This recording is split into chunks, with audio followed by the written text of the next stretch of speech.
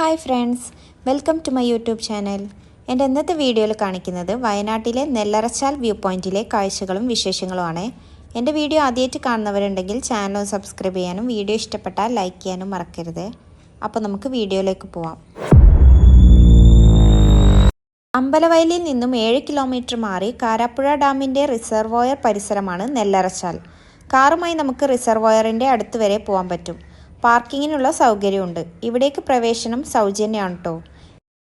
കാരാപ്പുഴ ഡാമിൻ്റെ വേറിട്ട കാഴ്ചകളാണ് സന്ദർശകരെ ഇവിടേക്ക് ആകർഷിക്കുന്നത്.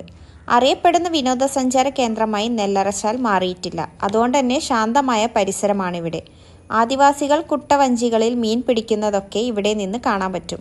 ഇവിടെ മത്സ്യകൃഷി ഉള്ളതുകൊണ്ട് തന്നെ മീനൊക്കെ വാങ്ങാനും പറ്റും. മൊട്ടക്കുന്നായതിനാൽ നല്ല വെയിലുണ്ടാകും. ഇവിടേക്ക് വൈകുന്നേരം പോകുന്നതായിരിക്കും നല്ലത്.